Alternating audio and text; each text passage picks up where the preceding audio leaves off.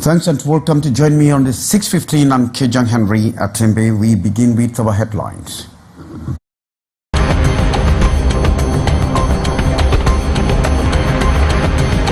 With just 1 week left to the deadline, an eerie calm hovers over the littoral branch of elections Cameroon in Douala. Despite the high-stakes October presidential race, no candidate has yet submitted their file, but officials say they are ready for the rush. And after 9 months of silence, prayers and fear, the unimaginable became real freedom. Etongo Ismail, a staff of the Ijabato Council, abducted alongside the divisional officer Roland Ewane by armed pirates last October, has been released. Welcome to the 6:15 news, reaching you live from our studios in Douala.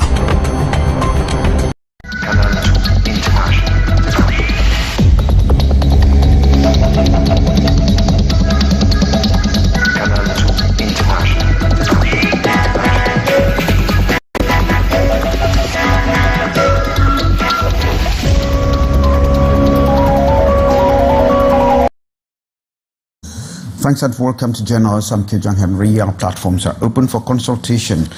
In fact, with just 1 week to go for the deadline, an area of calm actually hovers over the littoral branch of Elekam in Douala.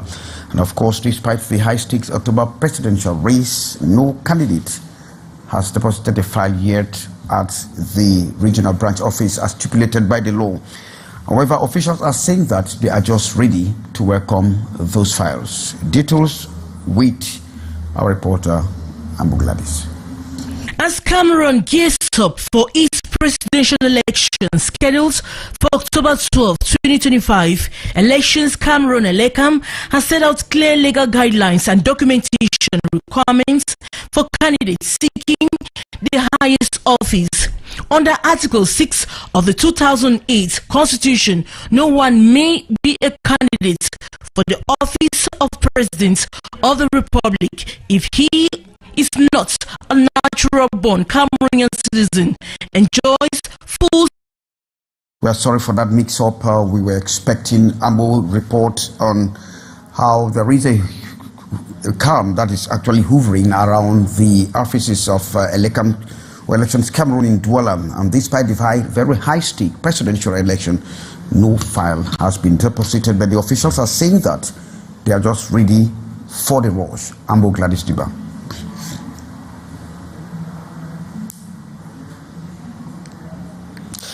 Well, it's rather unfortunate we might not have it. Let's move over to the Bakassi Peninsula area, where after 9 months of silence, prayers, and of course fear, the unimaginable actually became real freedom. Etongo Ismail, the council staff of Ijabato Council, who was abducted alongside the divisional officer for that environmental one, Roland, by armed pirates, has been freed at last. He was abducted in the month of October last year. Ines Daniel Onwabala reports from the southwest. Etongo Ismail, worker of the Ijabato Council, kidnapped alongside the divisional officer, Ewane Roland, has been set free. Though the news of his release has been officially made public, sources reveal that his kidnappers freed him. He is presently at the Cameroon consulate in Calabar, Nigeria, with some of his family members around him. Etongo Ismail was expected at the Cameroon-Nigeria border to Tang this Tuesday, July 15, 2025, where they were set to hand the freed hostage to Cameroon military. It is worth noting that Etongo Ismail was adopted in the early hours of October 1 in Ijabato in the Bakassi Peninsula in the southwest region of Cameroon, as armed pirates of the Nigeria Fighters Marine Group stormed the Dios residence and took both Ewane Roland and Etongo Ismail to an unknown destination. 5 months after, the divisional officer was released, and today the council staff, Etongo Ismail, has gained freedom. The news of his release brings joy to the population of Bakassi and most especially to the Dabato Council staff and his family members. It is a happy end. Thanks very much, and of course we see welcome back Etongo Ismail. And we move back to the Elekam branch office in Douala, where this easy calm as the officials are waiting for candidates to come and submit their files for the presidential race that is slated to take place in the month of October 12. Ambo Gladys Diba reports. From the certificates of registration on the voters list to the independent candidate presentation forms, all the documents required by presidential aspirants are readily available at the Littoral Regional Delegation of Elections Cameroon in Douala. Nous recevons au niveau de la délégation régionale. At the level of the regional delegation, we have put in place both logistical and technical arrangements to ensure the smooth reception of candidates, their documentation, and any inquiries. We provide essential documents such as the certification of registration on the electoral roll, which is among the required documents for submission. There are also specific forms for independent candidates to help them gather the 300 signatures required by law. We also have bordereau to register all documents submitted by candidates. According to the Littoral Regional Delegates of Elections Cameroon, these arrangements have been in place since the Electoral College was convened in anticipation of the inflow of candidates and their files, but so far none has been received. Pour le moment, on n'a pas encore de candidat. At the moment, no candidate has yet submitted their candidacy file. However, I must emphasize that once the Electoral College is convened, candidates have a period of 10 days to do so. We are available every day from Monday to Sunday, and on the final day, our services will remain open until midnight to allow all those wishing to submit their files to do so. With only a week left to meet the deadline, attention now turns to whether political party representatives and independent aspirants will make their move in time.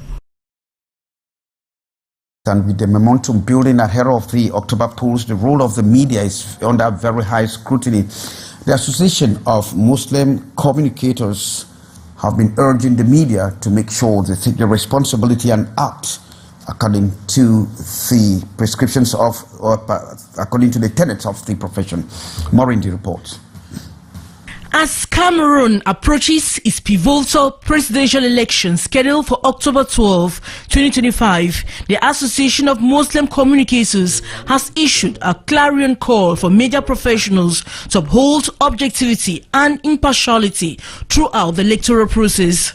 In the press briefing held in Douala, the association emphasized the crucial role of journalists, bloggers and influencers in fostering a peaceful and informed electoral environment. We position ourselves as instruments through which chaos will not pass, stated the representative of the association, highlighting their commitment to preventing misinformation and promoting social cohesion.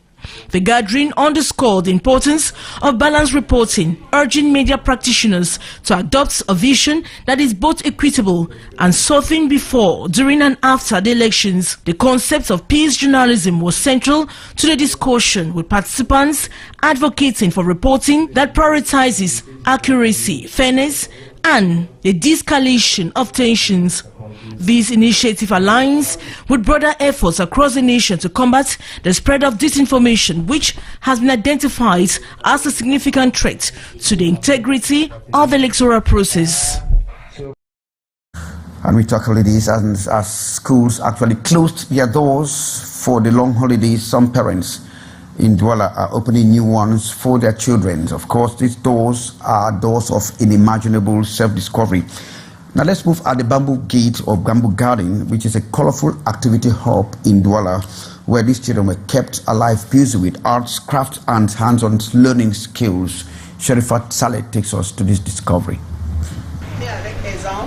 The school bell may be silent, but the lessons are far from over. This holiday season, spaces have been transformed into a haven of creativity for young minds, with courses in acting, dance, knitting, content creation, public speaking, and etiquette, children are discovering new ways to express themselves and having fun while doing it. This workshop complete a pedagogic lesson in school. But if children can have a good habit in school, they are the champion, the leaders. The focus on their faces says it all. They are proud of what they are creating.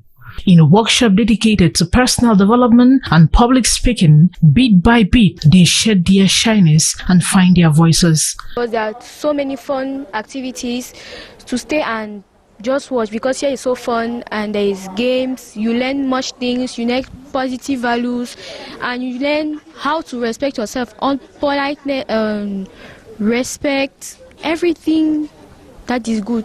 They have all activities that I like, and they have friends that are playing with me.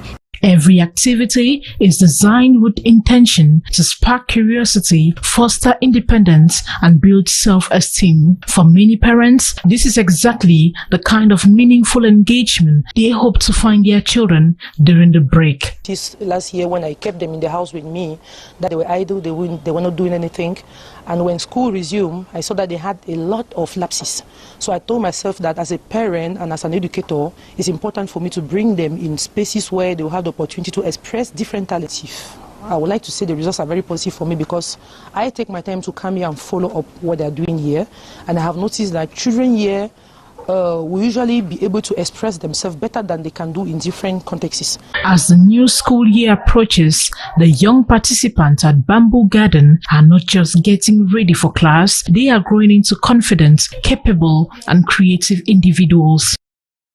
Some children spend their holidays glued on screen, others are diving deep, of course, into the roots of their identity. Now let's move over to Yaoundé, where the children of the Kenyan extraction were learning the Ejagam and Kenyan languages at the language center and in Vogada neighborhood.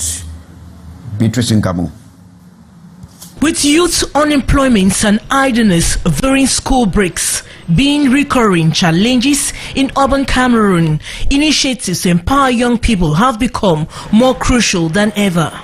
The Douala City Council has responded with the Occupation de Vacances program, a structured effort to keep teenagers engaged, skilled and prepared for the job market. Destiné à occuper sainement et utilement la jeunesse durant la période des grandes vacances scolaires. Chers jeunes. Nadine, one of the beneficiaries, sees this as more than a temporary job. For her, it's an opportunity to acquire practical skills, gain work experience, and earn money to support her education. This will help buy my school supplies and ease the pressure on my parents, she cried out. Pour moi, je n'aurai aucun problème, il faut juste respecter.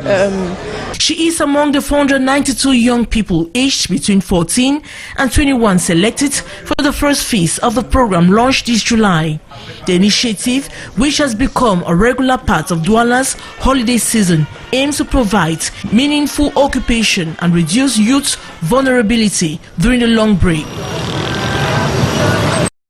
Sorry for that mix-up. Maureen reporting there on the holidays activities of young people. The President of the Republic, Paul Biya, actually granted an audience this Tuesday to the Archbishop of course, Jose Arvino Betancourt, the Apostolic Nuncio to Cameroon. The meeting took place at the Palais de l'Unité, of course, the Unity Palace within the diplomatic context marked by the recent accession of His Holiness Pope Leo XIV to the See, or the St. Peter's throne. And this private visit marks, of course, the beginning of a new chapter in the relations between the Holy See and Cameroon, based on a historic partnership in the fields of peace, education, and social cohesion. But this audience, however, is also carries a highly symbolic dimension. It is the very first public appearance of the head of state since the announcement a few days ago of his candidacy for an 8th presidential term.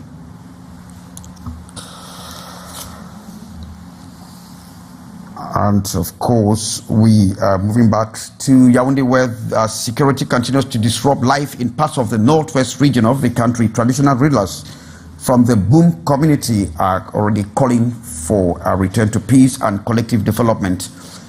Meeting with their people in Yaoundé, the Fonds of Boom and Fat Kimbi, that is in the Northwest region, have urged cultural unity, resilience, and community-driven progress.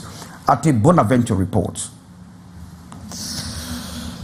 Well, sorry, we will not be having Ate Bonaventure there. Of course, we move urban to urban transport as these other guys, loaders, they don't drive taxis, but of course, without them, it is impossible for the taxi drivers to leave their station. Now, these loaders that are considered as subhuman, so human engines of the Douala Creative Transport Network, have been doing a marvelous job behind the scene to keep the urban mobility flowing. Cynthia Latte now takes us into their daily hustles. A little after 3:30 p.m. on Thursday, July 10, Jignon Kwete paces through the taxi lines at Dalip Taxi Station, Douala, on the lookout for passengers.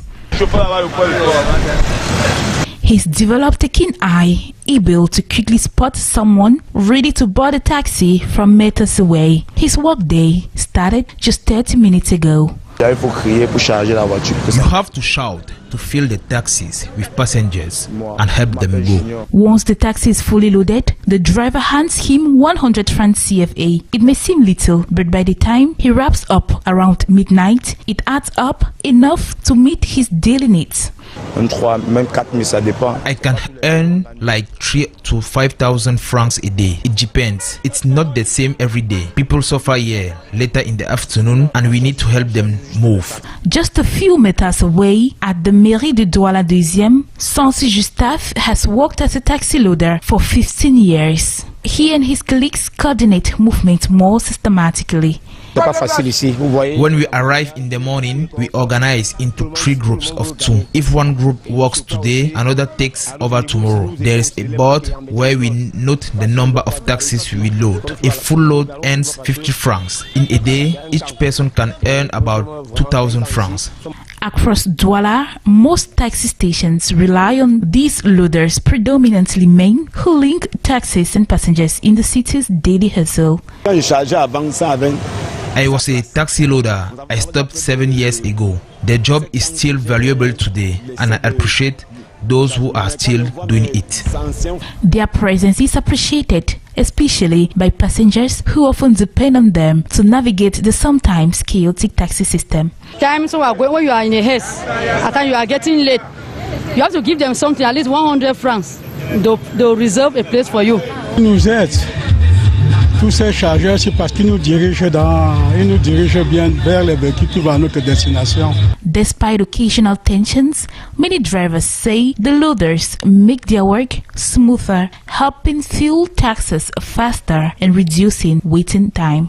Non, on n'a pas de problème. Juste quand ils nous chargent comme ça, on les paye sans faire. Though not always a career of choice, for some, it's a temporary fix, a way to bridge financial gap while seeking other opportunities. As the sun sets, they remain active part of a city, always on the move. Thank you so much, Cynthia Latte. Tucked in on a 48 hectares of coastal beauty, the 129-year-old Limbe Botanic Gardens actually remains as a natural sanctuary, though it has been weathered by time and neglect, but it still offers visitors some ample space to escape for rare biodiversity. Ines Daniel Ondabala is our Southwest Regional Chief Correspondent and takes us into the Botanic Gardens. The Limbe Botanic Gardens is located in the heart of Limbe in Fako Division of the Southwest region of Cameroon. It is a serene oasis that has been a hub for conservation, research and tourism for over 129 years. Established in 1892 by German horticulturist Dr. Paul Rudolph Bruce, the garden has evolved into a treasure trove of biodiversity, housing over 1,500 species of plants, including rare and endangered ones. The gardens was originally designed as an experimental station for acclimatizing tropical crops like rubbers, cocoa, and coffee after being taken over by the British in 1920. It was renovated and developed through a partnership with the Royal Botanic Gardens in 1988. A partnership with the United Kingdom allowed to further renovation and development. Today, the Limbe Botanic Gardens is focused on conservation, education, science, tourism, and leisure.